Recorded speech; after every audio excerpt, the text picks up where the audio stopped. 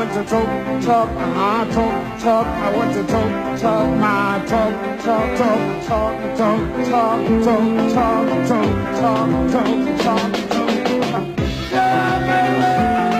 Hello viewers, welcome to this week's special edition of Forever Missed, and we are going to feature music legend Oliver MTUKUDZI. We are going to feature our Forever Missed series in two parts. The first part, which is for this week, is Tuku's burial, where we talked to family members, friends and relatives, music fans and of course band members. Part 2 is where we are later on going to give you his obituary. Enjoy your viewing. Oh, body, what shall we do? What shall we do? Zvinarwadza sei kurera rufu mumaoko. Kazwei muri yeZimbabwe kusangana kwatiri kuita muchirongwa chenyu, chirongwa chemhuri, chirongwa chinonzi Forever Missed, tinovarangarira. Muchirongwa chino tiri kutarisa mabasa akaitwa nevaimbi kana kuti vese avo vakacontributa muarts industry, vangave vanyori vemabhuku, vangave vanagwenyambira, zvakangodaro. Rangu zita ndinonzi Andrew Neshamba. Nhasi uno tiri kwaTuku apo patiri kuona kuvigwa kwa the legend Oliver MTUKUDZI Samanyanga. Handina kufamba ndega, ndafamba nemubi wemoyo wangu. Wakadii sweetheart? Hey, si sweetie. Uribo? Ndiribo, zviri sei. Amen. Watanga kakuyo nhasi March Central. Waiona sei? March Central inhle, sweetheart. Yes. Beautiful, very beautiful. Ndezvipi zvawaona? Lapana sibuya. Nibone the orange plantation. You know, I saw a beautiful dams, beautiful mountains. Bengakwazi ukuthi kule ndawo ezinhle kanjalo lapha eZimbabwe. Yeah, unokanganwa futhi mazowe ere? Ndakangana ndabva ndatofunga mazowe kaini atomwa kaina and right. Ndezvipi zvaungade kutaura pamusoro pemunhu ataunganira zuva ranhasi? Uyabona Oliver MTUKUDZI. Oliver MTUKUDZI was a very good man. Thina sithe sizalwa Oliver MTUKUDZI bevele khona engumhlabeleli owaziwayo lapha eZimbabwe, even internationally. He was an international recognized musician, and it's a very sad day for Zimbabwe. Namuhla lilanga elizisubuhlungu, not yithi so amaZimbabweans kuphela, but wonke nje jikelele. Pasiri norese. Tuku atingati angari muimbi wemadziva kana weMarch Central kana kuti weZimbabwe chete. Kuna South Africa vanomuziva, asi Cassandra usati wataura zita rako, veruzhinji vangade kuziva kuti ndiri kushanda nani. Linjani ke babukeli beZimbabwe, igama lami nguSandra Dizwani. Ndabva ndafunga Sandra Ndebele chiti sendi. Zvakadaro muri yeZimbabwe, ndofunga muri kungoona kumashure kwedu kuvanhu vauya kuzoviga MTUKUDZI vakawanda zvikuru. Waona sei? Bengikutshela laphana ngisithi khona angikaze mbone abantu ababuya bezovalelisa umuntu lapho nxa ebhubhile. Migwagwa yakavharika. We couldn't even get here on time. Ngenxa yokuthi yonke imigwaqo ivalekile ngezimota, abantu abavela endaweni ezitshiyeneyo, even abavela all the way from Pretoria, ukuthi nje bezovalelisa umhlabeleli wethu Oliver MTUKUDZI.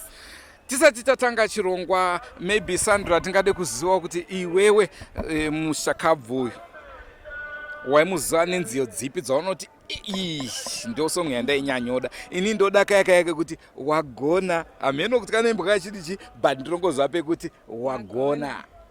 Mina ngingakakhulumi ingoma zakhe angithi ngifuna ukuthi ngeke ngicabangise lapha nxa ikhohlela sithi you know, trademark. It's a trademark, you know. Like, it was a unique identity. You would identify ukuthi lo ngu-Oliver MTUKUDZI ohlabelayo. Nxa ngakhohlela ethi hayi mina lesibili ngansizwa ngichaze kansiba lama goosebumps. But anyway, to answer your question, ingoma engiyithandayo nguNeria.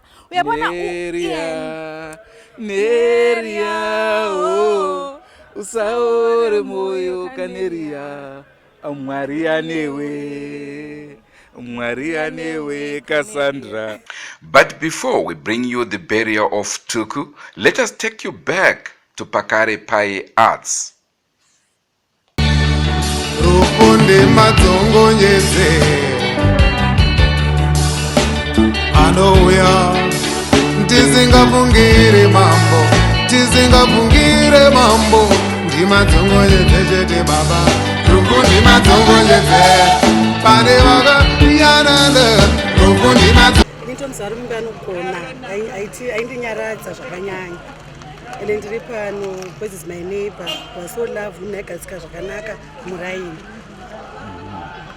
Tuku akanga ari munhu ane mukurumbira muimba ane mukurumbira muno muzimbabwe nepasi rino rese.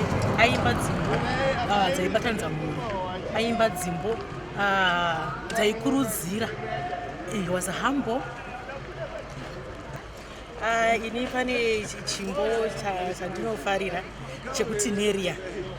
Saka chimbo ichocho Zimbabwe by then yaipinda nema-issues ekuti madzimai akanga asingabatwi zvakanaka panyaya yenhaka, but through that song neria yakasvika pakuva ne-awakening in the nation kuti madzimai akanga akutwa regarded zvokuti vanga vakumiririrwa even in the nation macourts nekuda through that song iyoyo yaneria, and also when they acted that drama raneria iyoyo. Saka there was something zvakatoitika munyika zvakagadzirisika munyika through song neria iyoyo. Saka ndinonzwa kufara.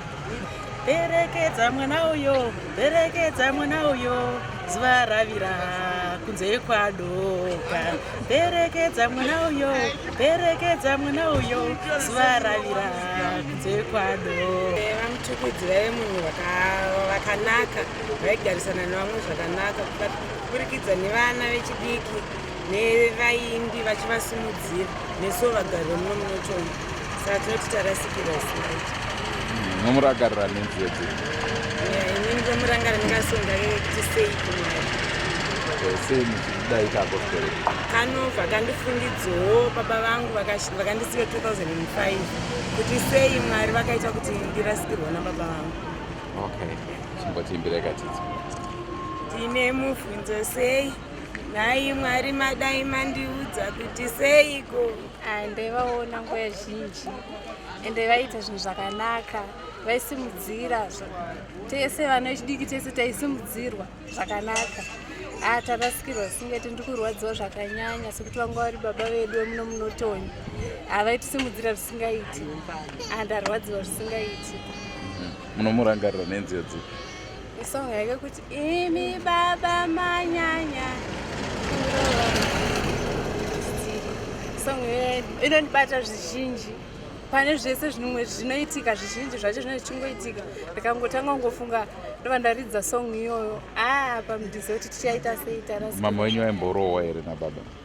Zvinhu zvaingoitikawo unenge uchingoonawo zvimwe zvinhu zvichingoitikawo muchikura. Kuziyana kwatinoita naMTUKUDZI ndezvekuti takakura tese paIfield, tikadzidza pachikoro pamwe chete, takazvarwawo gore rimwe chete. Saka tiri vanhu vakakura achitoziyana muchikoro nemumaraini. Uye pachikoro akatanga zvemusic ari kuchikoro, isitaito zvebhora achiita zvemusic. Saka tiri vanhu vanga vari padhuze nepadhuze chaizvo zvokutiwo mushakabvu mwana wake uisemu akazofundazve nemwana wangu firstborn yangu anonzi Tinu paPrince Edward. Saka paine ushamwari hwakati uri pazho chaizvo, ndingati ndokuziyana kwandinoita nemushakabvu. Tichibva paushamwari hwenyu, panziyo dzake mungati here pane dzimwe dzaikubatai dzamainyasoti rwiyo urwu I love this song? Panziyo ndinganyepe dzese dzaindibata, handingati urwu, asi rwandingati rwandaifarira chaizvo ndokuenda dani. Chenyu kubata mashoko here wati beat kana kuti? Oliver tingati kuaranja kwaiita music yake magitara yake aikubata avanoti aya malyrics aikubata uye aitumira message masongs ake ese ane mamessage anobata mwoyo chaizvo saka mazhinji acho aingobata vanhu afanika neria neataura namhofu naidza madande aiwa unasonzwa kuti kwakuri kuimba kwemunhu ane passion kwete kuimba kwemutsvaka mari zvadifferent kunapana wakuona vari kuimba izvezvi unoona kuti zvinhu zvacho vanoimba kana zvinyadzi chaicho zvasiyana nemaimbiro aita anamukoma Oliver kana mukoma Thomas unazozviona kuti vanhu vaimba zvekuti vanhu vane chido chekuimba. I think setup yake yese kubvira muupenyu hwake kakuronga kaanga akaita aiwandisana zvisina doubt ende munhu wekuti ukatarisa vanhu akaguruma zvisina kuti hama yake kana kuti chi vana vake zvinhu zvabata nokwasho wake uko zvizhinji pandaikura ndo imwe yemusic yandaiteerera ndichikura ndichizopindawo muindustry. He was an inspiration. Ndiye munhu akandiinspire as a musician.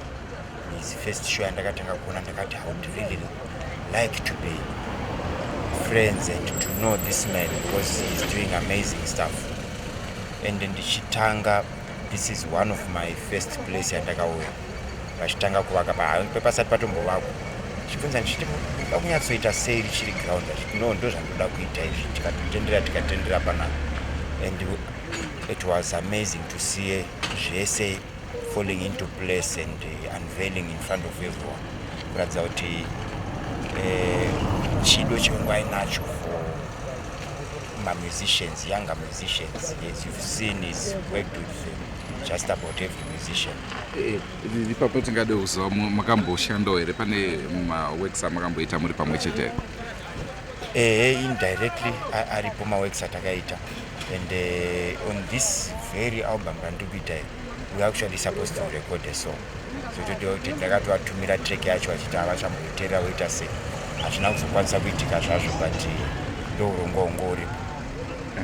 Saka tingati pabasa ramukoma Tuku remushakabvu pane here mamwe masongs ekuti mukarangarira nokubatai? Sure, inini ndine dzakati one day because ndo manzi wandakakura ndichiteerera ndichinzwa namunhu one of my favorite songs, the poetry, the idioms aishandiswa, he was just an amazing musician. Imimi semuimbi hapana here kambo kake kamungada kungodziimbirawo muchana? Hai, kandataura ikakako ndonga ndinonzwa kachinditi. Alright, ndimbotiimbiraiwo kamuchana. Asina kubarwa ndiani munhu chete, munhu asina kubarwa ndiani, asina kubarwa ndiani munhu chete, munhu asina kubarwa ndiani. Chireva kuti munhu anoremekedzwa zvisinei kuti munhu akaita sei.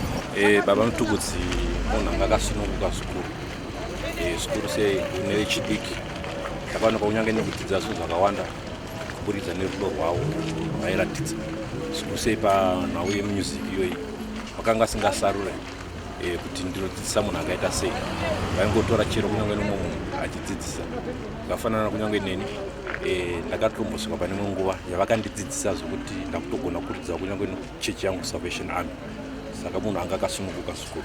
Hongu ndine mhanzi mizhinji yandichirwayeuka nawo zvikuru sei kambo kanonzi Tozeza Baba, kambo kanokurudzira zvikuru kunyange vanonamata kunyange nevasingapinde kunyange makereke kaitikurudzira zvikuru sei kuti tirambe kunyange tichichengeta kunyange nedzimhuri dzedu pese patinenge tichirarama.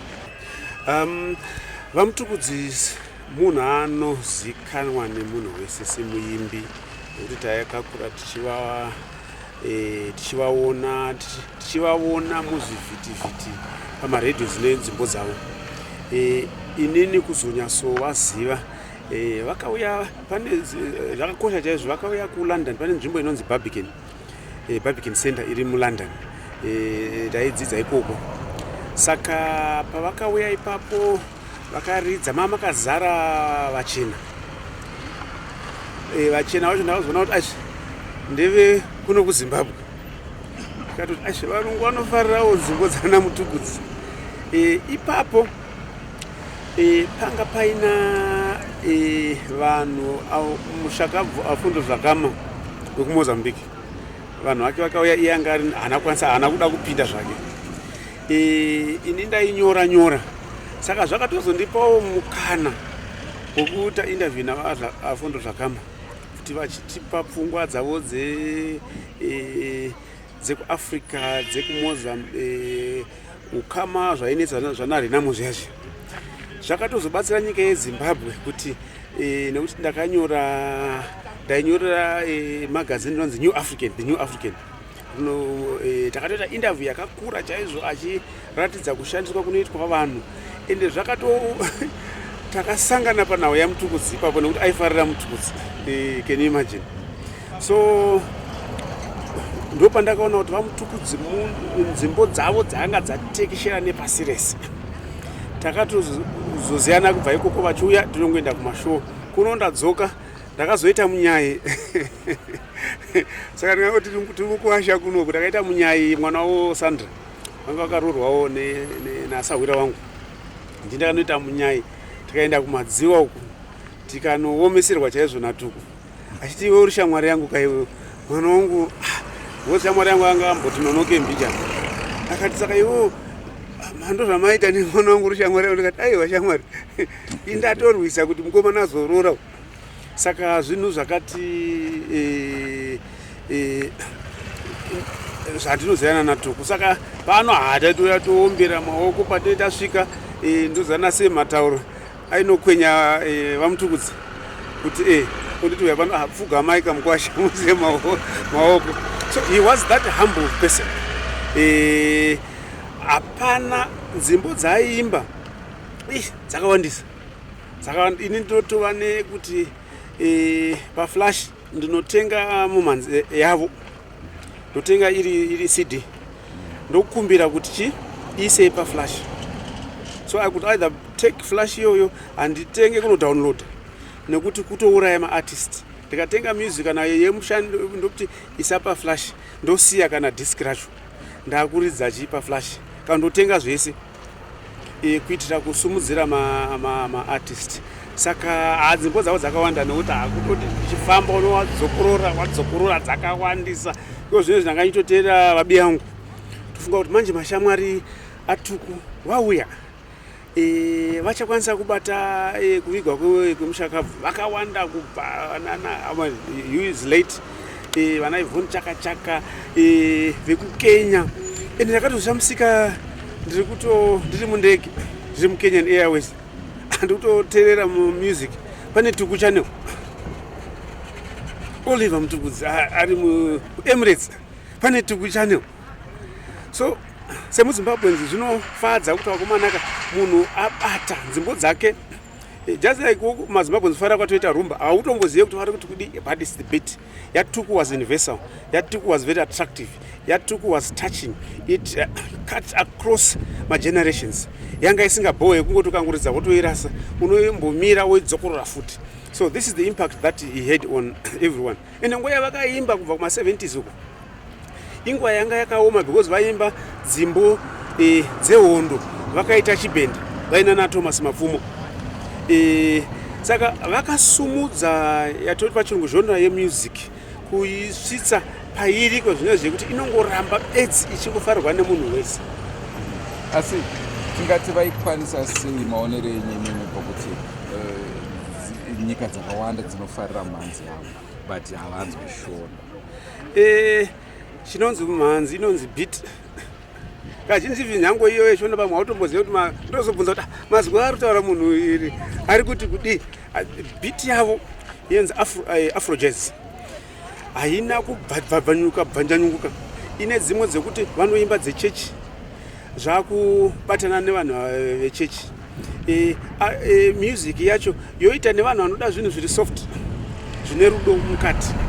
inotozvokuti kana wafirwa vanoimba dzimbo dzese saka vakakwanisa kubata kwese koko bhiti yavo yatinoti pachirungu bhiti magitari avo anga asiri akanyanya kuita zhowe but aifamba nevairidza vakatarisa nemunhu kuti uri mumudhi ipi, uri kufungei nguva iyo, uri mumatambudziko here, uri kufara here, uri kunamata here. Saka music inonzi is universal depending nebeat yacho inonzi universal, inobata vanhu vakawanda. Nzou ndinovarangarira muzvinhu zvakawanda, madzidzisiro avaitiita savaimbi, madzidzisiro avaita mhuri yose, madzorero avaita vanhu kubudikidza nenziyo, vanga vari dene reruzivo. Handinyanyi kusarudza, asi ndiri kuziva rwiyo rumwe chete rwavakandidaidza ndiri kumba kukwekwe ivo vari kuno. Mukuwashauri kuti ite, ndikati hapana, zvikanzi pinda murodhi uye. Ndakasvika vari mustudio yavo yekuNorway vachimixa kusanganisa zviridzwa. Zvikandidai zvoda kudaidzira kuti uya uteerere tite nzeve mbiri. Takatanga masikati tikazopedza kuma11 rwiyo rwavanonzi rwaiti wagona. Ndomutenda wagona. Nanhasi ndofunga ndatenga maalbums ava matatu achingotorwa navanhu. To me, he was not a boss. He was not just a mentor. He was munhu akabhiliva mandiri. He saw the talent and he nurtured it, and he helped me believe in myself also. Tete ari munhu aida vanhu, vanga vari munhu anga ine respect, which is something that I learned from him. Vanga ine respect isingaite, and he would always be protective of us vana vasikana. So even working with him in the industry was easier for me because I was protected. And like other female artists who face my challenges in the industry, I can say I was safe in Tuku music. Zvemabounce vangu vasingatozvidewo. Chakaita kuti tive safe even tisina mabouncer was because of the way he carried himself. He earned the respect kudala. So even muchifamba, you didn't need my bodyguard to be protected. People just respected him like that. And being part of the band, we were respected because of the respect yavanopiwa ivo. Saka you find kuti zvimwe zvinhu zvinongosanganawo nevamwe vanhu imamusangane nazvo because munobatwa zvakanaka because of the name that he had built for himself. Vakazvipa zita rine kuremekedzwa. Saka makashanda mise nguva yakareba sei? Uyezve pane zuva iro kuti iri zuva ndakatangamo career yenyu. Akawandisa mazuva acho akawandisa. I think my ndakashanda nawo since 2011 ndichitanga kusvika pakare pai up to date. I have so many memories and handina musi wandingati ndine memory yakashata, but the memory iri fresh, iri recent yandingati yandakanyanyofarira was his birthday, his last birthday. He said to me, you know what, every time I celebrate my birthday with the world, and people come, they celebrate, asipakupedzisira ndinozoshandawo because people expect me to sing and perform for them. So this time I want a quiet birthday. I want it with my family, and my family is my band and my blood. So we did a surprise wedding for this couple. And after that, he said, everyone, tukenda kudina. And wakamboda tata my plans. She goes, no, it's my birthday. We are celebrating my birthday. I want to be with my family. So it was the band and the MTUKUDZI family, and we had so much fun. We went to dinner, and after that he said, mangwana munhu wese kudandi. Munono kwandakakurira, munono nzvimbo yandakakurira. We went there, we spent the day there, we had so much fun. Tikatamba bhora and vakashare mastories avo vachitiradzawo pamba pavaigara. It was nice because we knew him, munhu anga ari open kwatiri, vaigara vachitiudza nyaya, but being in the place yavakakurirawo tichizivawo nzvimbo yaivapa inspiration yekuimba. It was just an amazing experience. It's something chekuti even now when I think about that day, it was a very beautiful day. It's a memory yekuti I can't erase. Anyway, inini pa stage ga most of my songs that I perform, I ended Shakanaka, but growing up I had one wish. This was a dream come true for me because I've always wanted to sing with Oliver MTUKUDZI. And when I'm beginning to tell Tinkanda couldn't dozo Yimbana Oliver MTUKUDZI. Cannot Nashingisa Suluma Doja Garandi Chitawa.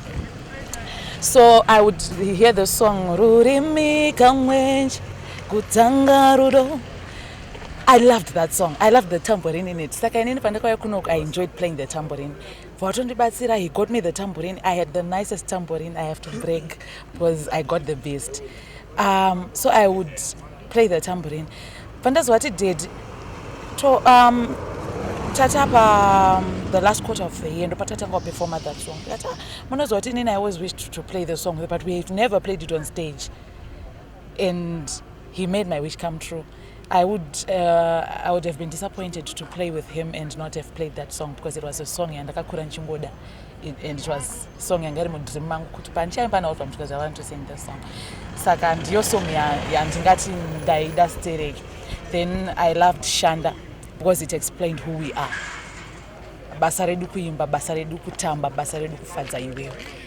It was a song an inspiration. You know what? People were not passing my guitar. But that song, the way he wrote it, yaita uti munoze kuti no titoro pabasa in as much as tiri kukufadzai tiri kusvadzao and tiri pabasa. Tuku music was home to me. It was home and ndo kwandai belonga. I would want to continue because he's a man who believed in me and I wanted the greater things in me. I would love to continue, but I think Seronda richangovurwa zvichanditorera nguva to heal and to get back on stage without him, because he had this vibe yavaiunza even on stage kuti munogonoenda makaneta, but when you just get on stage and you look at him, he would communicate with us on stage through his actions, through his eyes. The vibe was, it would be passed on. So you feel kuti right now it's a very big gap and it's irurwadza zvisingaite. Hama dzangu nyama yakabva mubvu, varume ichigara mubvu, kuda kwerufu zvandainyora zvakona nyama, varume ndichigara mubvu, kuda kwerufu zvandaifunga zvakona. Amawe ndichigara mubvu, ndinochema aiwaiwai, varume ichigara mubvu, hama dzangu nyama yakabva mubvu, varume ichigara mubvu, kuda kwerufu zvandainyora zvakona nyama, varume ndichigara mubvu, kuda kwerufu zvandaifunga rima vakanyora nyama yakabva mubvu, chigara mubvu, kubva ndinosuwa pazambara romweya, amawe vachitaura zvomweya, ndinosuwa pazambara romweya, amawe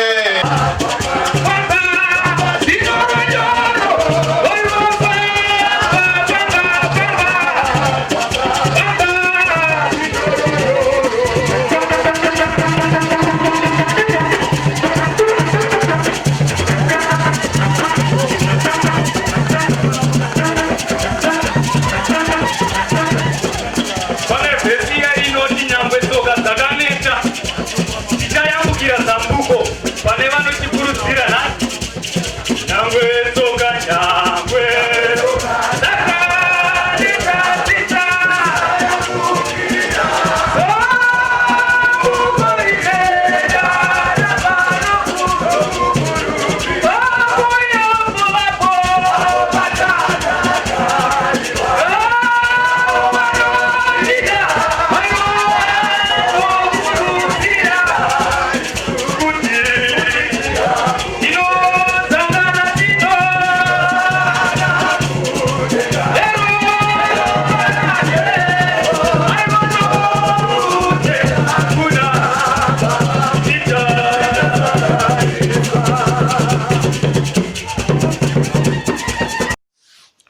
The Drumas media team had also an opportunity of being part of the thousands of people who thronged the giant National Sports Stadium to bid farewell to music superstar and our national hero, Oliver MTUKUDZI. This is part of what transpired at the National Sports Stadium.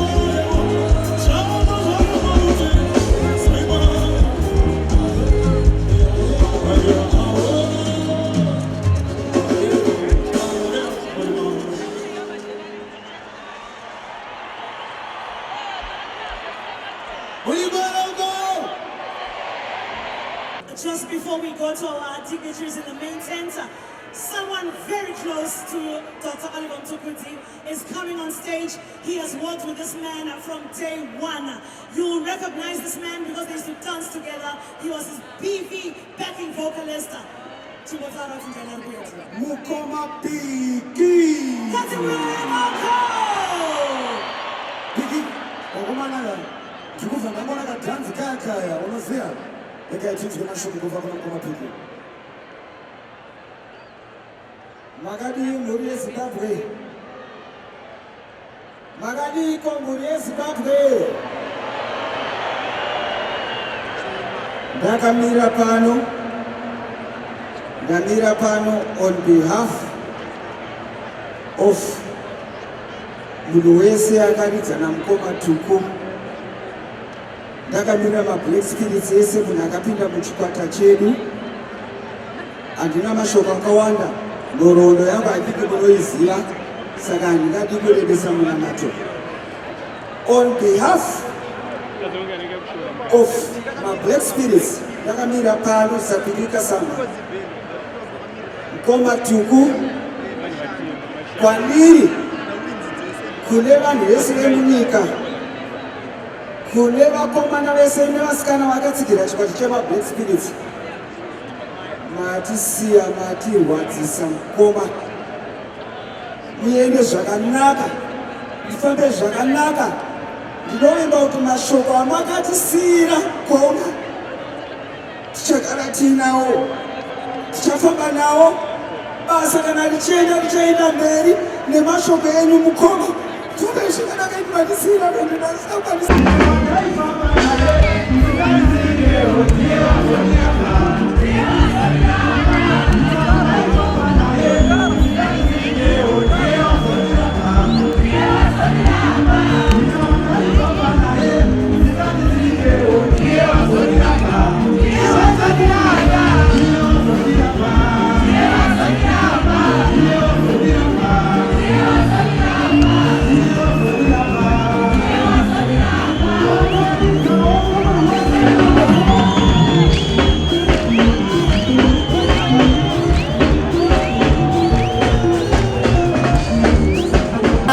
Silahlekelwe kakhulu, siyakhala, sidabukile, kubuhlungu kakhulu. ukulahlekelwa liqhawe elingaka. And liyazi kuhle ukuthi mina when I started this journey it was 2003 and ubaba uMtukudzi nguye waqala ukumfaka estage esikhulu. Ngiyakhumbula ngiperforma la eSitho and wayesithi kimi ethi mntanami kufuze ubambelele uqine because indlela le ayikho lula and especially to abahlabelela abangabafazi. And ngamazwi akhe wona la akhulumayo, that's why lokho kulabo Sandra up to today. And amazwi akhe asitshiyele wona sasala siwabambele sisawathwala sihambe lawo phambili siwatshiyele abanye abasakhulayo, but okwamanje sisibuhlungu kakhulu silahlekelwe kakhulu. Then pamusic yakhe wayifarira zvakanini zvine here yaunoti this is my best song yes zinenge kakhulu ngiyethanda tikona ukuthi shona sometimes vayachiza but zinenge kakhulu engizithandayo neria vele sakhula simlalela sisakhula thina ukuthi lathi sesicine singena kule industry sangeniswa nguye wayenza ukuthi sicine singena kule industry wasi-inspire ukuthi sibe yilokhu esiyikho khona. So silahlekelwe kakhulu, but enza kutshela abasakhulayo ukuthi nxa ithalenta lakho lingakubhadali definitely ukusebenza nzima usebenza gadalala kuza kubhadala ekugcineni. And lawa engamazwi avela kuba umuntu MTUKUDZI muimbi andakazvideredza zvakanyanya. Vanga vari superstar vanozikanwa pasi rese, asi mashandiro avaita nevanhu havairatidze kuti munhu wenzvimbo yechidanho chepamusoro. Ndanga ndichitarisa even mumasocial networks ndichiona kuti vanhu vakawanda vari kuposta mapicture vaina vaMTUKUDZI. Munhu anga akasununguka kuinteracta navanhu vakawanda. Then kuvaimbi vanga kunyanya mazuva iwayo ekupedzisira aya vanga vachinyanya kushanda nevaimbi vari kusumukira. Inini mugore rakapera takaita chimbo chinonzi Handinyarare chavakangondivinga ndisingatombofungiri, vakanditi ndandichikombera kuti tichiite futi ndichiisawo voice rangu negitare rangu. Handina kuzvitarisira kuti zvingaitwe nemuimbi wechinzvimbo chavanga vainacho. Chimbo ichocho tikachiburitsa chikabata vanhu vakawanda kusvika naiko zvino. Saka muimbi anga achibatanidza ari mudzidzisi mukuru. Inini gore ra1998 ndichitanga kuenda mumagitare ndakagara nawo mukwekwe maawa akati wandei ataenda zuva nezuva vachinditsanangurira kuti industry yamuda kupinda yakamira so, itai so, kana muchinyora dzimbo itai zvakati. Ende ndakaona ndo zvavaiita nevaimbi vakawanda. Saka vaMTUKUDZI tarasikirwa, asi ndiri kufungidzira kuti kunyange tarasikirwa vane legacy yavasiya yekuve munhu ari very humble. Ndofunga kuti iyoyo isu sevaimbi vese varipo mazuva anaya tikagona kuibata tikaiteedzera tinogona kubatsira nevanotera mumashure medu. Pane song yavakaimba yaindibata inonzi Seiko iyayi yaindisvika kubva ndiri mwana mudiki, yaingondisvika kure because handizive zvayaingondiita mukati mayo. Saka ndinoti kana ipapa vashaya kuti ndiiterere song iyo inotondiremera nekuda kwezvaitika izvi. Neiyo iyi Handinyarare yatakaita tese pamwe chete ndikadziteerera dzimbo idzodzo dzinondibata kusvika pakadzika. Dr. Oliver MTUKUDZI chandakadzidza kwavari kunyanyanyanya kuzvininipisa kwavo, kwete kutanga mukurumbiro wazokurisisa apa pandorangarira tiri vadiki tiri kutanga music. Waiwana nguva yekuchikogara nesu tichiita practice. I remember tine muzukuru Thomas Makion vakatiudza kuti vakomana maimbiro amuri kuita vanhu vachiti uyu inenge Marxist Brothers, gadzirai identity yenyu. Takagara pasi isu tiri vadiki tichipractice, ivo vatoo munhu wekuti vamwe vanhu havakwanisa kusvika padyo navo. Munhu aizvininipisa. Ndikangoti keriya yangu yese munhu wekuti daiti ukawana mukana wekungokurukura navo unowana chawadzidza pavari. Rimwe zuva vakangondifonera zvikanzi iwe uya kuno, ndikati kupi mudhara, zvikanzi kumba kunotoni, kana wakanzwika paart center ukanzwa kuti handipo vanokudirecta kumba kwandaugara kwete kuya kwawaiziva kwekwiwo. Ndobva ndaenda ndikanzi ndati panapa hatinamboita jueti kaivo, ngatimboite kambo kako kapiko mudhara. Ndikanzi ameno kandiuri mimbi zvawangoti tiite totoita saizvozvo. Tikaita collaboration yedu yekambo kakaridzwa bhoso nasemu achiri mupenyu iye semu Mutukudzi. Ndinotarisira kuti sezvo kanga kasati kabuda kanokwanisa kungobuda pane dzimwe dzemacollaborations avanga asati abuda, asi ndarwadziwa zvikuru because ndibaba music industry. Iko zvino tikatarisa vakuru vasara ndiDr. Thomas Mapfumo ndovari active, ana baba Zex Manatsa havachanyanya, asi kumwe zvakare kunoonekwa kwatika mazano. But pana Dr. Mutukudzi you can tell neresponse yecrowd, maZimbabweans beyond our borders, international community, unoda kuzoudzwa nani kuti munhu anga akamira sei. Kazhinji munhu akaita ane a sea of music, akaita zvakawandisa music, but kazhinji song imwe ine zvainokurangaridza, ndo zvinozoita kuti urambe uchingoifunga. Ndinorangarira ndiri mudiki kambo kaya kawakaimbira mukoma Jacksadza kekuti zvamunoona usahwira hunokunda ukama jeri. Ndanga ndichiri mudiki, but chakandishamisa ndechekuti ndakakadzokora wakaridza ndikachema. So izvo ndo ndinotambe ndikokarangarira. Inini kuti nikwire ndege kwenda kuEurope kekutanga ndakaenda namudhara Mutukudzi kuUK, akatipa nzira yekuti takafara, iko zvino takarasikirwa, asi mudhara uyu takashanda nezvakanaka. Takakwira ndege kwenda kuEurope first time na Alec Macheso na Oliver Mutukudzi, ndiye akatipa exposure yekwenda kuEurope. Apa takarasikirwa stereki zvekuti ndiri kurwadziwa nekuti it was a very big icon yekuti ndiri kurwadziwa stereki mudhara. Funga dande wakomana nafunga kwetu, funga dande. Song iyoyo ndakaona mudhara chirisa kuEurope, varungu vakasimuka. Is one of my best song yatinofanira Mutukudzi akarisa. Kukongo ndakashamisika, naona vakisinfonera kuti jo tine matambudziko mashaikwa nemudhara Mutukudzi. Kana kumusha kwangu Kongo tiri kuchema Mutukudzi, taashirasikirwa nemunhu mukuru, one of the legend in Zimbabwe sure. Tiri kuchema naye zvekuti may he rest in peace, Mwari ngaachengete, atirongere mashow ikoko tozouya. Kune mhuri yeZimbabwe ndoti ndarwadziwa zvakanyanya, kozi kuna Tuku ndaivatora sababa, pose pataita macombined shows vaindishedza kuti ozoya pastage tozoita zvezve kuti ndizive kubata gitare chaiko chaiko ndimukoma Tuku.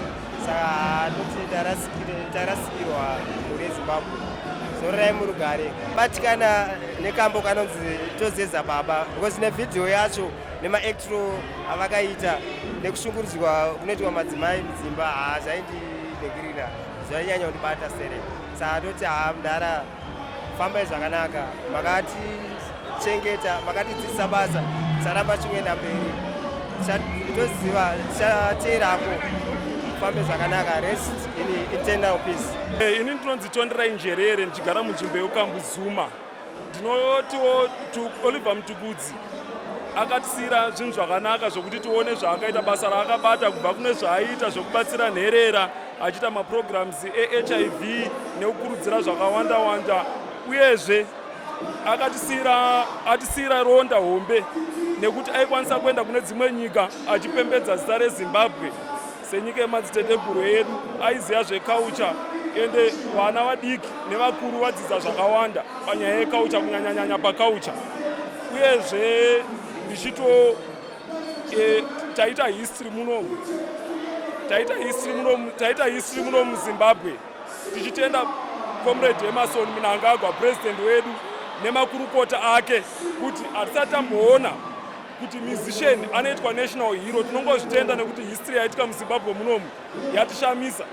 Kana nesisusu maborn free hatinongobvira tazviona. Tinovatenda president Emerson Mnangagwa nemakurukota avo nekurangarira nekuita Oliver Mutukudzi gamba reZimbabwe. Hazvisati zvamboitika ihistory, saka tiri kuchema, tiri pakufara pamwe chete sevana veZimbabwe, sekuungana kwetaita kuno takadai so. tiri kuchema nekufara pamwe chete. Zvinokudzwa ngazvirambe zvakadaro. Basa rakanaka rine mubhadharo waro. Dr. Oliver MTUKUDZI was an amazing man. He was someone who loved journalists, he loved DJs, and I remember telling him one time that Shanda is my favorite song from him because it says, even Diri DJ, basarangu kuimba kufadza imimi, so imimi neni Dr. Tuku, tisinoita zvokufadza vanhu. And he was so humble because I got achingotaura kuti, you know what, ndimi ma celebrity, ndimi munopusha basa rangu, kuti ninge ndizikanwa, ndimi munenge ndisandizikane. So he was a humble man who appreciated the value of DJs in his journey of music and getting his music to the people.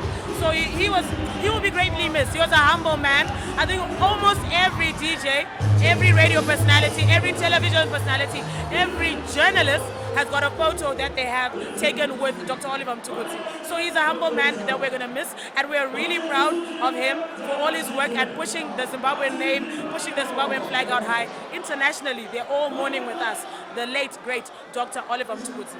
Nongoti Oliver MTUKUDZI anga ari munhu hai isusu tichikura taingonzwa masongs ake vana ndowane pinyanga yenzova tichitokura kushaya vati kushaya kuziva kuti munhu anga akamira papita munhu ari kuimba tichingona mavhidhios aya taisaziva kuti anenge ari nyanga yenzova ari kuita sei ari kuedza kuita sei but patakazotanga kuzivawo kuti takukura takananga kuziva kutoti kwakuna mapfumo kwakuna MTUKUDZI vese naLeonard Shakata ndobva tatanga MTUKUDZI miziki yake ende kubva kune vechidiki kwakapinda dhanzo kadi but haidonhe miziki yake haidi unongoramba ingoziva kuti kune muimba anonzierekaridzwa panongoziva kuti hayi ndiMTUKUDZI kubva kwaaita kwatisira ronda guru kwazvo nokuti isusu tatione shume kuti taitasvikawo padhuze naye tati takwanisa kutaurawo sezvo achibetserawo vechidika idi aisimudzira vadiki vesese saka kubva kwaaita ironda raatisira ronda rinorwadza chairo chairo nongoti aiwa baba MTUKUDZI zorurai murugare. MTUKUDZI takavaziva tichiri vana vechikoro, asi patakange tapinda mumhanzi vamwe vana baba the golden generation of Zimbabwean music vakatitambira tangoti fambei. VaMTUKUDZI vaishamisa pakuti maizoita kunge makaenzana, ndopavanga vari triki, ndopavaityisa nokuti vakanga vari munhu asingagari panzvimbo yake yemunofungidzira kuti anofanira kuremekedzwa. Vaiuya kuzozvideredza kufanana nemi. Baba MTUKUDZI tinonyanya kuvarangarira panyaya yokuva simple zvikuru sei nokutora musambo wedu wemuZimbabwe vasina shungu dzekunyanya kuupa ponzi namafuta echirungu, asi kungoutora sezvauri izvozvo then telling the Zimbabwean story as it is. Ndo zvatinonyanya kuvakudza nezvimwe zvakawanda zvinozara mabu. Dr. MTUKUDZI vakabata all four corners of the world, saka toda kuatenda nezvavatisira. We pray and hope tise sema artist asara we also emulate and try to have kana kuita character vakanga vainayo semuimbi. Vane shamba munhu achachema vaMTUKUDZI ngaarangarire Kristu, kuti vaMTUKUDZI vaiti vakaimba vaikanda kamboka Kristu vachiziva kuti upenyu hunopfuura pane humwe huriko. Ndo chinhu chimwe chatinoda kuti dai Zimbabwe yarangarira kuti tikafara ngatitarise kudenga. Chidiki toda kutenda neupenyu hwaMTUKUDZI. He was a role model. Ndiri kuti tarasikirwa nema-role models. Ndoda kutenda zvikuru hurumende yedu nekurecognize unyanzvi hwanga huri mavari nekuvaita a national hero. Ndinotenda kuti zvichaita kuti zvidzoreredze imwe mhuri yese ichateera, vamwe vaimbi vachateera, vese vari muarts industry vachati vavarire kusvika pana vaMTUKUDZI. Saka toda kutenda zvikuru nezvese zvaitika neuwandu hwese huri panapa vanhu vachichema. Tikutenda zvikuru neupenyu hwavo nezvese zvavakaita, especially pakusimudzira vana vechidiki. Munhu aiti moto wako haudzime nekubatidza wemumwe. Vanga vasina basa nazvo, vaduku vese vazhinji vakabuda mavari. Saka toda kuzvitenda izvozvo kuti dai tikawanawo vakadaro vane shungu dzekuti vadiki vasimuke tiende kumberi takadaro vanobata ruoko rwemumwe. MTUKUDZI ndomuziva ari muimbi mukuru ende MTUKUDZI kana ndichivaona ndovaona basa rababa vangu. Ndakashanda ndichipinda mumusic industry ndichanda samapromota ndichishanda ndichimwe mabasa akasiyana siyana ekubata kubva mabhawa kusvika kumagedhi kusvika kumakapa ndichikopuhwa basa. Ndakangopuhwa MTUKUDZI vari muimbi mukuru ndichipinda muindustry iyoyo ende muimbi wandorumbidza nekuti hakuna muimbi akakura saMTUKUDZI. Saka naizvozvo ndoda kutaura kuti MTUKUDZI muimbi mukuru ndomuziva semuimbi mukuru weZimbabwe. Munhu wataisenza naye, munhu watairidza naye wekuti taishaya naye ndinomaneja kwazvakati. Saka taisangana nawo kwakawandisa even kwana Mupfumi kwaMutare, tikasangana nawo tikaenda nawo Cape Town. Cape Town ndokuva takaenda more than 3 hours titese. Ari munhu aitotidzidzisa kuti no, patakaenda takagara pasi, patai takagara ipapo. Vaitodzidzisa kuti no, kuno munoona vanhu vangu imi ndimi muchiri kukura, mufanira kuona kuti muchiona kuti zviri kufamba sei, zviri kufamba sei, kuti tichakusiyira igwara iri, ndimi muchasara muchifamba naro. Saka ndoti aiwa ndiwo mashoko angu andinawo. Tarwadziwa zvakanyanya nemudhara wedu anga achitidzidzisa. Ende anga asiri munhu anoda kumhanyira kuti kana muchiridza naye adamhanyira kuti noenda pastage da kudii, aiwa aitozvininipisa achimirira nguva yake kuzvandongotaura hangu.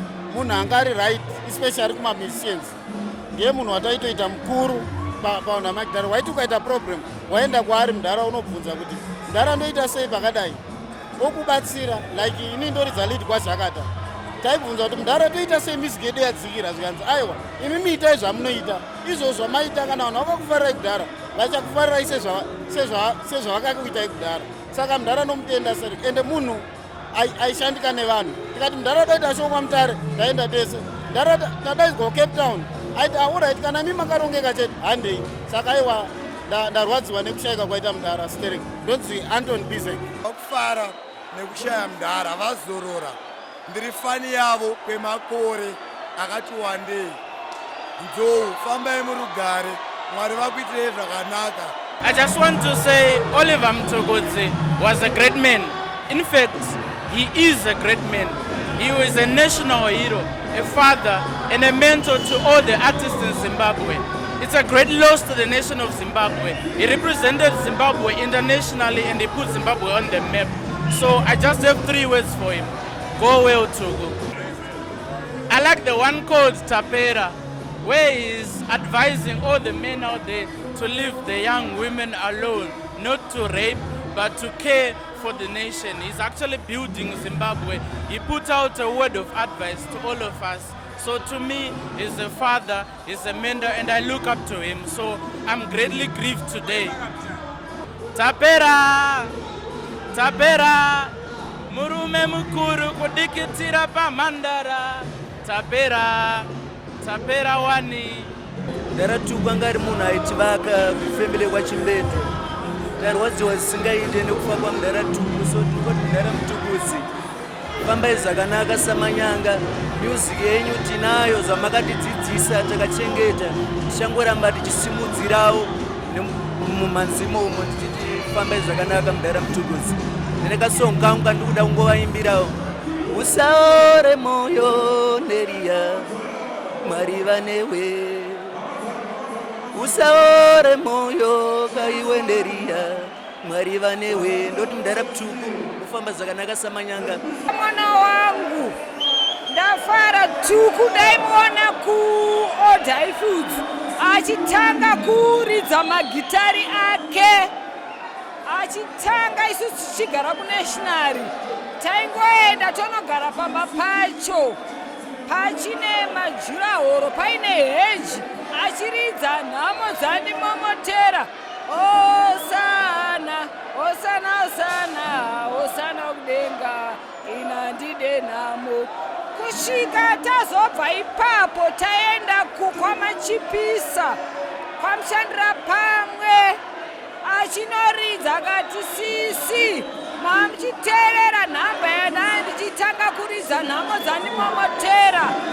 Kusvika tanga timori kwese kwataifamba achiridza kurembo kwambuzuma, achiridza kwambuzuma mashozi ake garden party. Taenda opposite pamba pairidza panga paina ndiri kurimemba pamba chinana ana Ishmael Kadungure nana Beze uchidya matamba. Time yacho tachiriwo vana vadikiyo taingoitawo zvokutiza kuchikoro.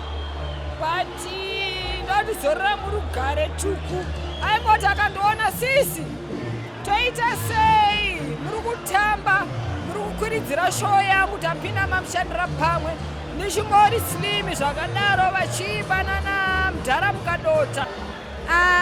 MTUKUDZI was a father to me, was a grandfather to me. MTUKUDZI vanga vari munhu ari right, a respected man. And kubvira zvandakazvarwa takangokura tiziva kuti kuna MTUKUDZI, and his music was educational. Pamasongs ava MTUKUDZI pane yandaifarira yainzi hazvireve rudo handina, hazvireve rudo handina newe mwanangu, rudo ndinaro mwanangu. So for me, I'm not related to MTUKUDZI, but I'm heartbroken because every time I listen to his music, yaindi motivator, yaindi nyaradza. So for me, it's a great loss. For me, the nation and worldwide, we have lost an icon, we have lost a legend. May his soul rest in peace. Ende nokudaro kuti ngwari baba rushamwari zvoradza kuti hapana chinhu chanasingakwanisi kutaura nanzou. Zvoradza kuti vaiva munhu aindi raira zvekare semwana, kwete munyaya dzemhanzi chete asi nemunyaya dzekare dzekurarama. Munhu wekuti ndaiti ndikagarisha ndisina kunovaona, vaindiona foni vafona voti hauchandida, mazuva ano hauchandida, ndakusuwa. Ndaibva ndatoziva kuti ndakunovaona, ndadedzwa nababa. Saka ndo zvinoratidza kuti rudo rwangu vanaro kwandiri. Ndaiti tikaenda ikoko taitandara zvakanyanya vachindiraira, tichitandara tichiona dzimwe dzenguva tichiona mabhaisikopu mamwe ane dzidzo. Ndorangara mwe musi tichiona Neria vachindudza nezveneriya kugadzirwa kwakaitwa uye nekudzamu hwakaita kuti vamwe vacho vaivapo vaiva maactors ipapo vaitonzi nekuda kwezvidanho zvavaita mufirimu iro rainzi Neria vakapedzisira murodhi chaimoka vamwe vacho vavenga nenyaya yekuda ndoudzamu vaiva nefirimu ravandiudza ndichiona kuti kushanda kwavaitawo kwaiva kukuru kubva kudhara. Ini ndakadzidza rudo uye nekuzvidzikisira mavari. Kushanda kwandikaita navo patichitsikisa nziyo ndisiye yatikaita tose tikaita zvekare video. Munhu akadzidzikisira kuzviisa palevel yakafanana neni, havana kuzvitora semunhu mukuru. Taita vanhu vakaenzana uye patagadzira nziyo iyi. Munhu wekuti ndorangarira kuti vaitovhunza kuti apa todii, apa todii. Zvaitondishamisa, zvinoratidza izvozvo kuti aiva munhu aizvidzikisira, aiva munhu anga ari humble pachirungu. Saka nerudo, munhu aiva nerudo. Chinhu chandikabata chidzidzo mavari Dr. Oliver MTUKUDZI avagara vachindiudza ndechekuti urambe uchichengetedze hunhu nemagariro edu. Pose patinoimba, zvatinoimba zvive zvichichengetedza hunhu nekukurudzira magariro edu. Vaikurudzira kuti ndirambe ndichidada nezvo, ndirambe ndichiimba, urange nerurimi rwamai iroro kuti rinosvika naro kure kana uchichengetedza rurimi rwamai iroro. Ndisade kukambira zvimwe zvepamusoro. Chinhu chandakabatisa kwavari kuti ndive ndiri munhu anokwanisa kunge kunge munhu achisvikawo pandiri ndichienda mberi. Zvinhu zvandasarawo nazvo kuti ndivimba kuti zvichaendesawo mberi, zvavakandirayira zvichaita kuti ndisvikewo mberi. Chitarisirawo kuti tichazosangana mumwe musi. Ndizvandingade kutaura. Panziyo dzaDr. Oliver MTUKUDZI dzakawanda dzaindibata-bata, asi pane rwiyo rokutiro todini senzeni, what shall we do, tingadini. Isong yandaifarira yava one of my favorite yavakaimba iyoyo, nedzimwe dzakawandisa dzandisingapedze dzandaifarira dzaiva dzaDr. Oliver MTUKUDZI. Iyoyo isong yandisingakangane zvekare nekuti ukainzwa song iyo ine udzamu wekuti ukairidza even nanhasi inokwanisa kutonge nziyo yabva kugadzirwa nhasi. And from Harare, people had to travel all the way to Mashonaland Central Province for the burial of Dr. Oliver MTUKUDZI.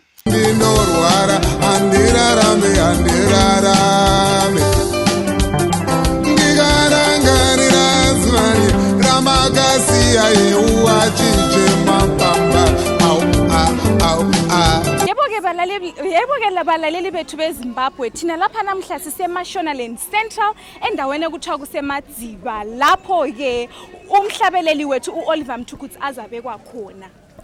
Tichitanga chirongwa tiripo pano pamusha pe the late Oliver MTUKUDZI. Ndaona vakapfeka ma uniform varapi. unoziva chinonakidza panyaya dzemimhanzika hazvina basa nekuti munhu unoita basa rerudzi, ungave murapi, ungave mutambi wenhabvu, vanoita zvakasiyana siyana, asi chokwadi ndechekuti tinobatanidzwa nemimhanzi. Yes, ndiri kukumbira vanzvadzi svikai pano, uyai henyu pakati. Ndingade kuti mutange nekuzivisa vanhu zita renyu kuti munonzani, uyezve mobva mangotitaura zvishoma shoma zvamunoziva pamusoro pemushakabvu. Right. Ini ndinonzi Sister Mazuru, ndinoshanda paMadziva Rural Hospital apa, ndiri mukoti. Isisu ndinoitirwa zvakanaka zvikuru sei nemuimbi Dr. Oliver MTUKUDZI. Dr. MTUKUDZI tivaona vanga vari baba. Dzimbo dzavo dzanga dzina rusaruro, dzaivaka, dzaidzora uye dzaifadza panguva dzose dzataiteerera. Inini ndafadzwa zvikuru sekuti Dr. Oliver MTUKUDZI vawanikwa vachiremekedzwa segamba uye vabva vauya vadzoka zvekuno kumusha. Kwatawanawo mukana wekuti tizovachema, tizopembera. Nhasi tiri kucelebrate, hatisi kuchema asi tiri kupembera nenguva yatakawana tivaperekedza, nekuti dzimweni dzenguva dai vanga vaenda kuHeroes Acre hataikwanisa kuzosvikako, asi nhasi tiri pano sevanhu veruva runo. Saka tichitarisa mushakabvu uyu ndekapi kambo kamunoti kambo kakati nekakati ndo twandainyanya? Ini nangu ndainyanyoda kambo kavo kekuti ndafunga dande kekudangarira kuno kumusha, nekamwe kekuti neriya ndo dzainyanyondibata kana vachinge voimba. Hatingobvumire mukutaura nziyo dzamunofarira, ibvai matomboti turu. Musanyara. Vaiti kana neriya, neriya, usaore moyo kaneriya, Mwari vanewe. Yebo ke balaleli beZimbabwe, siqhubekela lo hlelo lethu Forever Missed. Lapha ngilo dade wethu. Makadije ndiri pangu makadiwe yenyu. Tipho imimi munonzani? Ini ndinoitwa Maika Tembo, ndiri neset paMadziva Rural Hospital. Tasanganiswa pana pane rufu Oliver MTUKUDZI. Saka tati chikumbira mungotaurawo song yakakubatai pane masongs esa akamboimbwa Oliver MTUKUDZI. Pamasongs esakaimbwa Oliver MTUKUDZI, ini ndinobatikana nekanonzi neriya unyarara kuchema kuita Lydia Nyatsokaziya. Kambo kanondidzosa ndangariro zvikuru, ndofunga kakamboimbwa zvakanyanyisa gore rashaika amai vangu. Vakakurudzira futi baba vachiteera, saka kambo kanondibata zvakanyanyisa nekushaikirwa kwandakaitwa nevabereki vangu. Uyabona ke Andrew Neshamba, Oliver MTUKUDZI ubengumhlabeleli who really did sing songs that had a very impactful meaning. Uyabona ingoma le etineria, uyabona illegal system yethu, it's somehow impacted from that song uneria. Ngoba khathesi sesikwazi ukuthi umuntu engafa engachiya imuli yakhe akula ukuthi lapha izihlobo zizathatha izinto. Zvinoitika zvikuru zvokuti munhu akangofa chete hama dzakutomhanya kuti dai ndatora chakati nechakati. Saka pana neria I think ndo song imwe yakagadzirisa zvakawanda munyika yeZimbabwe. Usaore moyo kaneria, Mwari anewe. Usaore moyo kaneria, Mwari anewe. Ndine mumwe mukoti zvakare, mubayi wemajekiseni, makadini? Ndiri pangu makadiwo. Yes. Tuku, tiri pano parufu rwake. Ndezvipi zvamungade kutaura pamusoro pemushakabvu? Pamusoro pemushakabvu Tuku tarasikirwa zvakanyanyisa. Tuku tingatanga ari muimbi aikomborera vakawanda vechidiki vechikuru zvokuti tiri kunzwa kuremerwa, asi at the same time tiri kunzwa kupembera kuti varemekedzwa zvakadzama, zvokutoti nesuwo isu vashandi vemuMadziva Hospital tatoremekedzekawo zvokutosvikawo parufu rwavo, tichitokuoneiwo tichitoona vanhu vachichema nekufara. Tinotenda nekuti vavaremekedza zvakanyanya zvatanga tisina kutarisirawo nesu. Kambo Katuku kamunoda kungoti rovera izvozvi musati maenda? Panziyo dzaTuku ndainyanyofarira kaya kaakaimba kekuti svovi yangu kaya kaita sekuti ndiwe svovi yangu, ndiwe mumwe wangu, ndiwe wega uripo, ndiwe mbabvu yangu, ndiwe svovi yangu, ndiwe mumwe wangu, ndiwe. anozoenda kachidaro kubiri. Tatenda zvikuru maita basa mavanzwa kamukoti vanotombokanganwa kuziva kuti zvemajekiseni zvombomira vomboita zvaTuku the legend. Funga dande, kudzoka dande, zasuwa dande, kudzoka dande, ndafunga dande vakomana ndafunga kwedu, funga dande varume ndafunga kwedu. Pamusoro yevanoremekedzwa, pamusoro yehama neshamwari, tinokutendai chaizvo nokuda kwamatiita mazuva ese aya apfuura baba pavakashayika. Zvinhu zvakaoma, zvinhu zvinorwadza, hakusi kuti ende tiri kutonzwisisa nyangwe nemiwo tiri kuzviona kuti hatizi tisu tega isusu tiri 4 tashayikirwa. Baba ava ndevedu tese, ndevedu tese, ende tiri kutozviona kuti zvichokwadi. Maivada, ndinokutendai. I am so humbled by the love that you have for our father. Ende ndinoda kungokuudzai chinhu 1 chandasiya ndadzidziswa nababa vangu, chinhu 1 chakakoshesesa. He's a unifier.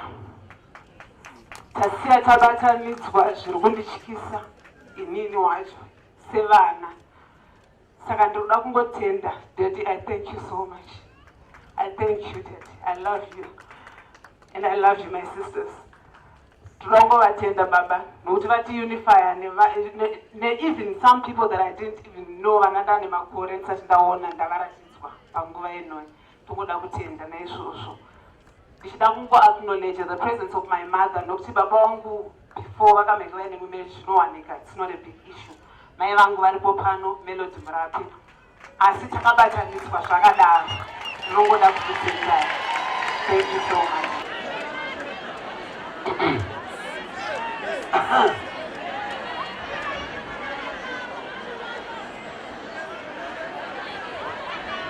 Kufana nomwari pamusoro vanoremekedzwa vose, ndinoda kuti nditi ndinotenda nemabasa pamusoro vemhuri ekwababa nekwamai Tukudzi, pamusoro hama neshamwari nemadzisawira, pamusoro vaimbi tose tiri pano, pamusoro madzimambo edunhu rino namachifu avo. Ndinoda kuti nditi pano inini baba Oliver Mtukudzi, baba vandakura ndinavo, uye vaiti yawe nokuti tiriwe zhiramwe inodabarirwa pano rukuvhute ruri pabhindura chena hospital pano ndokwandagurira kuno ndokunezo. Saka taisiti tikasangana nababa vaiti munhu noti vanhu, vakati vanhu noti munhu, vakati asi ndoti titende nezvavakambuva yavatisiyira nhava ine zvose zvinoita kuti tinge tiwane kudzidza tisati tapinda mukati mazviri netavamo kudhara, tiwane rudzidzo mbuva nhava yatakasiyirwa nababa mai mama Desi nenaye mai Sharon ari pano. Musi uno ndakabva mukunopiwa award yakamisikidzwa iyo nababa namai Mtukudzi achitambidza kumudzimai wangu mai Sharon. Zikanzi Muramo ndiri kutambidza award iyi. Chandiri kutambidzira ndechekuti wagona kuchengeta rombe usikarisvike pamakore anasvika aya uinaro rombe iri, ndokupa award nokuti zvinonzi vanhu vemakatara vamarombe, asi ndoda kuti nditi wachengeta rombe iri. Award yako imaile ndikanoitora masvondo maviri adarika ewaya masharo uya shamwari yangu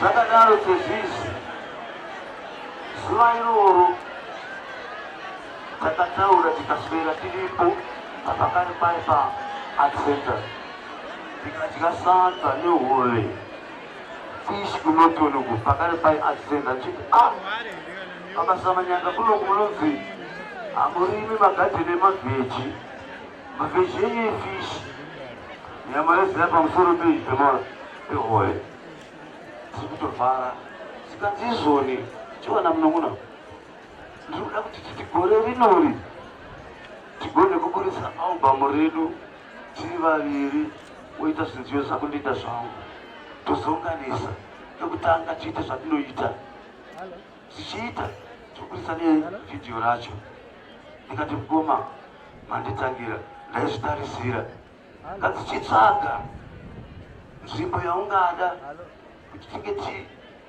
chishanyako iri kutoita mazuva maviri matatu tiri vana iwe nemudzimai wako inamai Tuku tiri mukati mekushara kudero ndoshoko rauya iri tiri mukati mekuti takuinda kuti tinoita mapractice album redu yekuti tiite collaboration yacho ndoyo yaitika pana panasa ndo collaboration iyi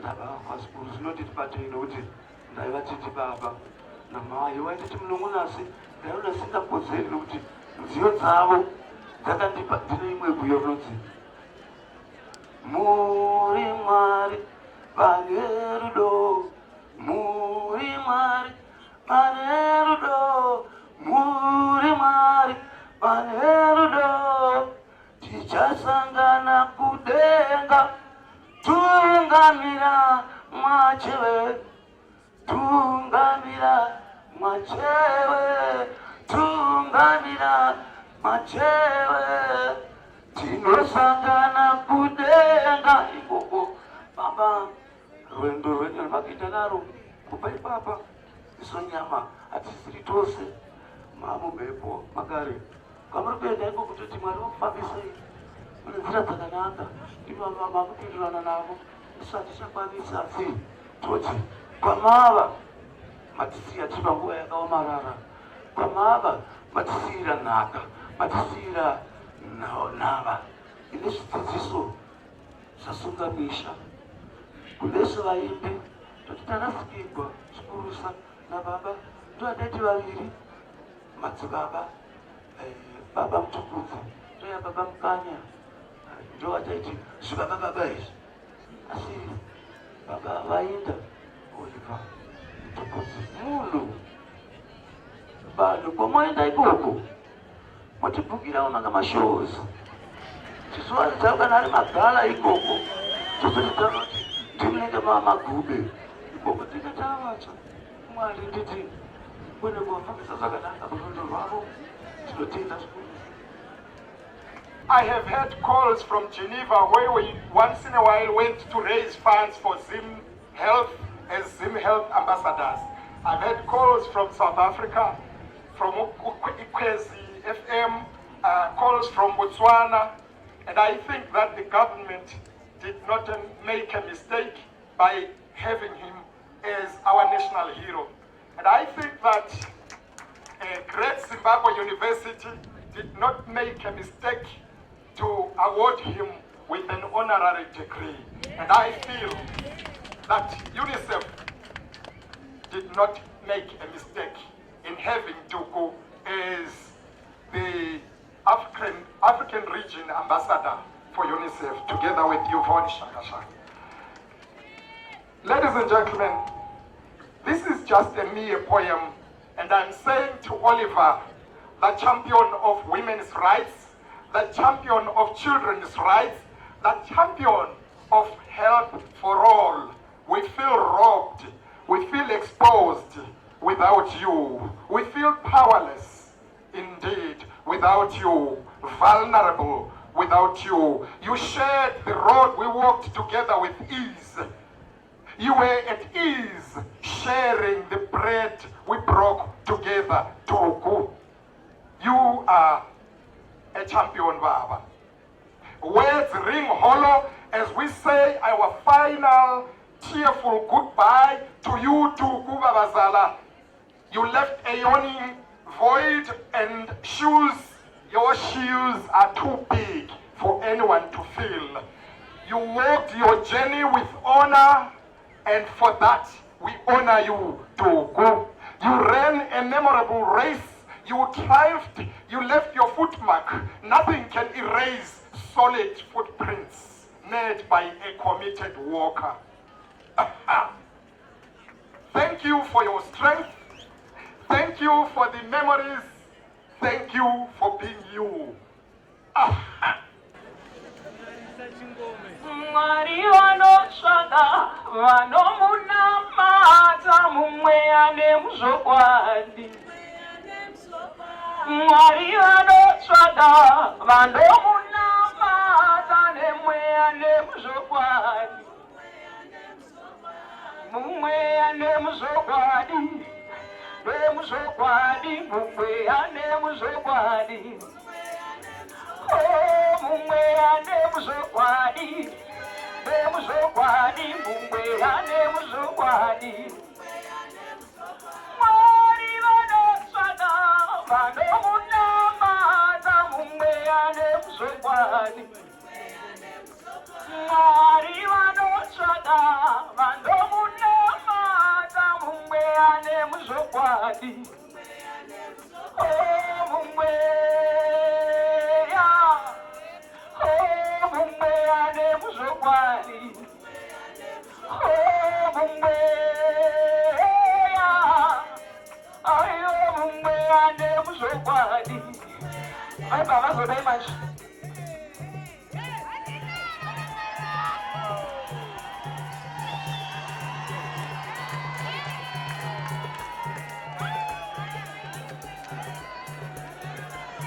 Vamos ficar bem. Mumweya, aiwa mumweya nemuzokwadi. Mumweya, aiwa mumweya nemuzokwadi. Mumweya nemuzokwadi, aiwa nemuzokwadi, mumweya nemuzokwadi. Mumweya nemuzokwadi.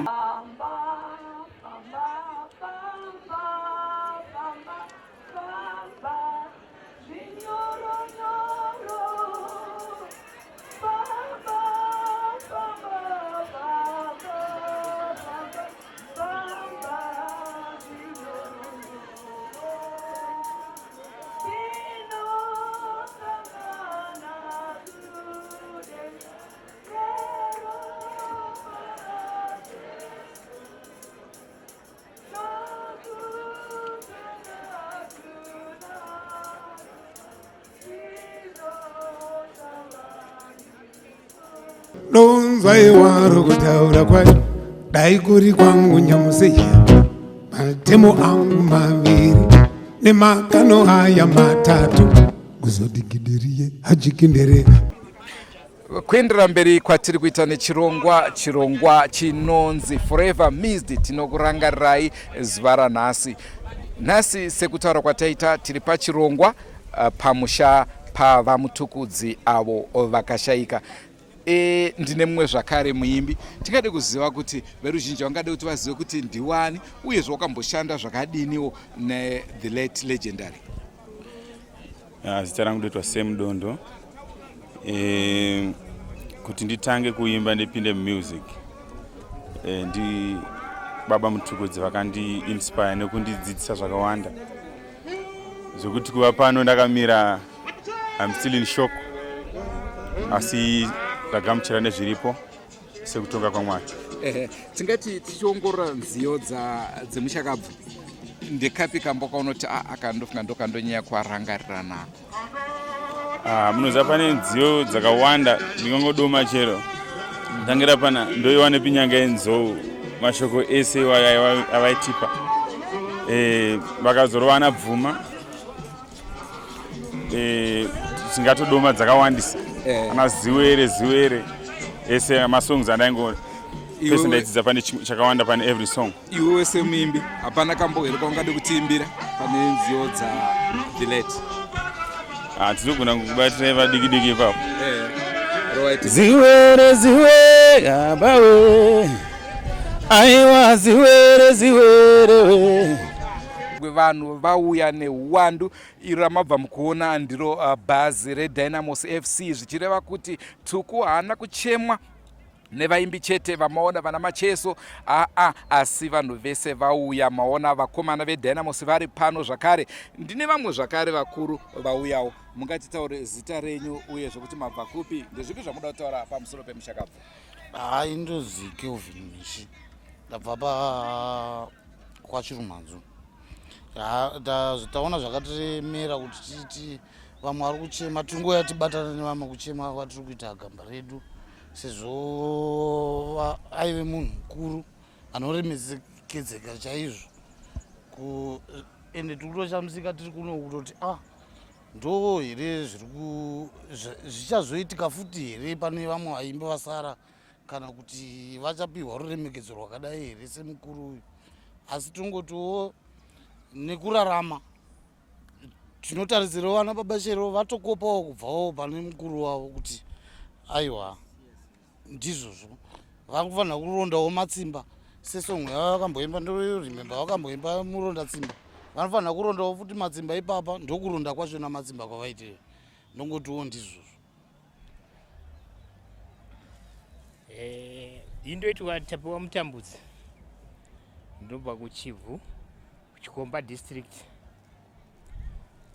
Ndafarana nekuuya kunoku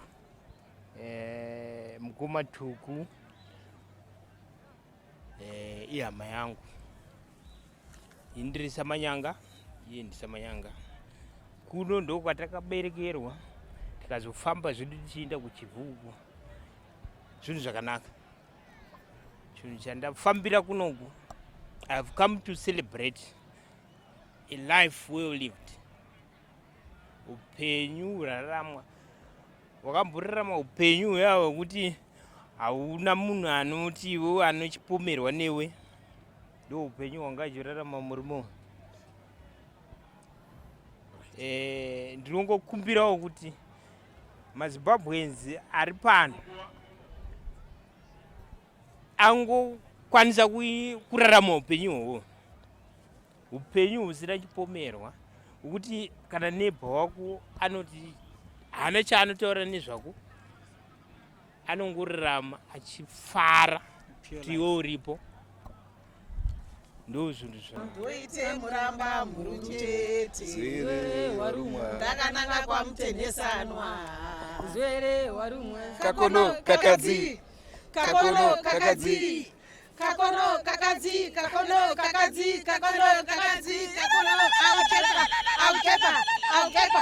aukepa mushakabva ari munhu wevanhu kubvira kudiki kare charo achiri mwana wechikoro nokuti ndakafunda naye inini kuchipembere Highfields.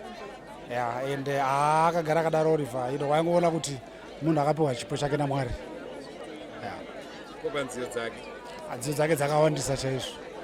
Asi andinonyanya kufarira chaiyo ndeyekuti ndakurawo kaini chiregedza ndiende. Ndikabika kwanzi. Hamukaseka ko. Muchatsvagurudza zvenyu muchakanzwa kashabuda. All right. Oliver akanga ari muimbi akagona kuseenzesa kuimba kuti agone kuzozvichengeta. Vaimbi vazhinji havana kugona kuzvichengeta, zvakare aibatsira vamwe vanhu vaimba vechidiki kuti anga anawo achifamba nawo. Zvakare munhu aimba nguva dzeapartheid South Africa, anga ari pan-Africanist achiimba kutambudzika kwavanhu kuNamibia, kuSouth Africa. Zvakare akanga ari munhu anoimba dzimbo dzerudo nedzimbo dzaMwari. Kwandiri ndauya kwandiri is a true hero. Totenda nebasa rese raakaita. He remains a hero to everyone in Zimbabwe and internationally. Dziyo dzake message yake munhu aitumira message inonyararidza yekuti anytime paune matambudziko pauri kufara you would send a message. Hawaishaya song inoenderana nenguva yezvauri patime iyoyo. Is a hero. Tuku munhu anga akanaka to be in short. Besides kuve humble, anga ari a motivator.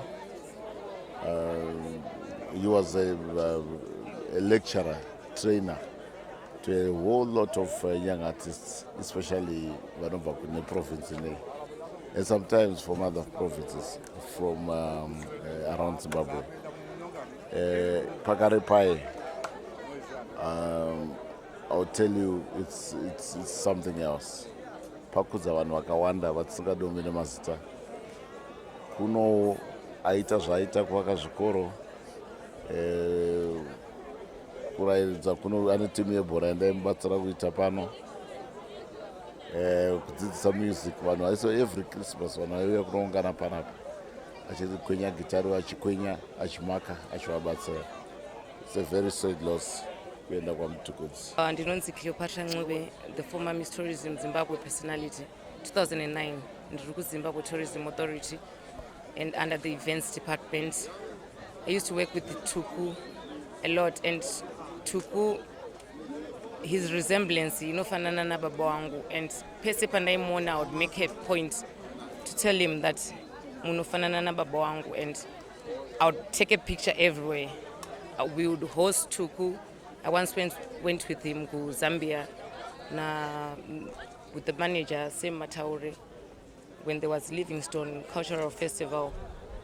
I just remember this day when we were ferrying him, Nika coach Kakat Pavana Hotel to Zambia. I'm so touched to hear Tuku Shire, because there are some people whom you hear Kutiva Shire and you don't believe it, and you just wish they were Vangawachirva Penyu. But we say he's a legend, and legends rest, and we say Tuku rest in peace. Zvinorwadza sei ivo uchinayo utachiwana zvapa. What I did, that one I've known that way. I'll come to it myself. Tese tunoenda fanike mabhodhoro kana nguva yasvika hapana zvokuita. Tuku ndaimutora samukoma wangu achiuya kunushi paya, woti sisi achidya steak pie yake netii yake, ndichimsevha kakawanda achiuya kuna Holder. Ndarwadzikana ndikati Tuku wangu, legend rangu. Ndaimubata maoko ndoti legend rangu Tuku kakawanda. Nachiti sisi pese paiuya ainditsvaga wondiona kuti ndiripo, tinana Jackie nana Violet. Taimutora like a brother to us. He was everything to us. Tuku ndakarwadzika ndikati nhasi handimboregedzi kusvika chero ndiri kubasa ndichapatiza ndiuye ndozoperekedza Tuku wangu. On behalf of the Zimbabwe Tourism Authority, we would like to say to the MTUKUDZI family and the entire nation at large, tarasikirwa na mkoma Oliver Tuku MTUKUDZI. He was a great music icon. He was our natural wonder. As you know, Zimbabwe Tourism Authority in my natural wonders avo, and our people are one of the wonders. Mkoma Tuku vatisiya today, or he was buried today. He left us on the 23rd. It's very sad and unfortunate that a lot of people will not be able to listen to his music or to be mentored by him. On behalf of the acting chief executive, Mr. Mochidzidzi, he's away in Fitor in Spain, because Kune Iriko travel industry trade exhibition Iriko. We are so sad. And Tarasikirwa, may his dear soul rest in peace. He used to work closely with the Zimbabwe Tourism Authority. Vachititira ma musical shows at Navo, and the last one was the Legends football match. He hosted the dinner for us, and Vakatitira Entertainment Ikoko. Tunongoti Samanyanga Zororai Murugari. And to the MTUKUDZI family and the entire nation, may you be comforted by the dear Lord. I don't think I have one particular favorite song, but what I'd like to say is that I've lost a personal friend, a friend who became a member of my family. I first met Oliver MTUKUDZI in 2002 when African Banking Corporation was launching in Zimbabwe. I'd like to believe that I was one of the first corporate executives to invite Oliver to perform at a corporate function. That was in December 2002. And from then on, the rest is history. Zimbabwe has lost its poet laureate. Zimbabwe has lost a legend, but through his music, his lyrics, his words, he will forever be ingrained as a true Zimbabwean son of the soil. And I'd like to thank the President for awarding him national hero status. I cannot imagine a more befitting send-off than what we've witnessed here. Tawana chidzidzo chakakura kubva pakudeclare kwakaitwa vaMtukudzi kuti vave national hero. Chidzidzo chekutanga ndechekuti leadership iri kucherechedza kuti vanhu vese vane nzira dzakasiyana dzekucontributa nadzo kubudiriro yenyika. Asi munhu wese anokwanisa kuva politician, uye handi mapoliticians chete ari kurecognizwa as my heroes. That's the first lesson yatadzidza kubva padeclaration yava Mutukudzi kuva national hero. Chechipiri tadzidza kuti kuva humble, humility pays off. VaMtukudzi was a unifier, was a humble man. Vaikwanisa kuapproach kwana anyone. Tadzidza kuti music yavaMtukudzi yakanga isingori music nje, yaiva zvakare music yaiunify vanhu. So in simple terms, VaMtukudzi was a unifier as much as he was an entertainer. So it comes as a lesson to the current crop yema musicians vezera redu isusu kuti vadzidze kuti kungoimba kana uine mukana wekuimba haufaniri kungoimba nje, but unofanira kuti uimbe wakatarisawo zvakare nyika yako, cause music ine influence yekubatanidza vanhu kana kuseparata vanhu, kuumba nyika kana kuputsa nyika. Saka toda kuti tipe kutenda kuleadership nedanho ravatora. Ini semutungamiriri wangu ame national leader, but ndinobva kuno kuMashonaland Central tinotenda danho ratorwa nehurumende rekutiremekedza seprovince pakupa ruremekedzo kubva kuna vaMtukudzi, zvichitipawo kusimba zvakare sevechidiki kuti tirambe takashinga munzira dzakawanda dzatiri kushanda nadzo kuti nyika yedu isimuke. Studio izvozvi yatatiri kushanda naye inonzi ndinoda kuva mbeu. It's a gospel song yandakanga ndanyora inini. Inoti inini baba, inini we, inini baba, inini mwari we, inini ka, inini ndinoda kuva mbeu yakawira pavhu rakanaka ichibereka zvibereko zvinogara. Ruzhinji tarasikirwa nemudzidzisi mukuru nechikonzero chekuti manzi yese yaimbwa navaMtukudzi yange iri dzidziso dzehunhu netsika nemagariro. Saka tiri kuti muri kwaTuku maratsikirwa neZimbabwe yese pasi rose tarasikirwa nemudzidzisi mukuru anova ari Oliver Mtukudzi. Tichiona kuunganirwa kwaaita neveruzhinji, tingati zvinorevei izvi? Zvinoratidza kuti Oliver Mtukudzi anga ari munhu asina chakaipa nemunhu, munhu aipa dzidziso kune munhu wese, neyambiro nechenjedzo nekudzidzisa gwara. Nekudai anga asiri munhu asina kunaka, dai vanhu vasina kuzara semazariro avaita andiri kuona nasuno. So semafungiro enyu zvidzidzo zvingawanikwawo nevamwe vaimbi kubva kuna Mtukudzi? Ndiri kukurudzira vachiri kukura, hatingati vaimbi chete, kuti ngatiteedzei tsika, tizame nepese patinokwanisira kuteedza tsika nemagariro nehunhu hwaiitwa nemushakabvu. Mdara Tuku, I've known Mdara Tuku before I became a promoter. So we had a personal relationship. I've known Mdara Tuku for more than 8 years. And I Farida and I know Bakwake, the wife, and Farida, because I was introduced to her by Mdara Tuku. So to me, Mdara Tuku was a humble, a humble guy. And Gasna pride, he doesn't show who he is. He just behaves like a normal person, Angasna Sarutse, Yes, ko kanye music yao tingati maimbo iterero ino. Yeah, ndetera music ya Mdara Tuku, because music inonakidza, music ine message, Yeah. Right, saka ma-artists asara pangave nelesson here andati iyi ndo yavanofanira kunge vachidzidza kutora kuna Tuku. Yeah, my artists manyowani mazhinji atinawo, like I've said in another interview before, is the problem is they sing like bubblegum music, you know. Some of the music, some of the few songs that they sing, we can remember them in the next years, but some of them, they don't last long. You listen to one song 2-3 times, you get bored, you know. They need to take their work serious. They need to look at the bar that Oliver MTUKUDZI set. I'm sure everyone is aware that Oliver MTUKUDZI was a true legend, superstar, who took the flag of Zimbabwe to another level. He made us Zimbabwe, he put Zimbabwe on the map.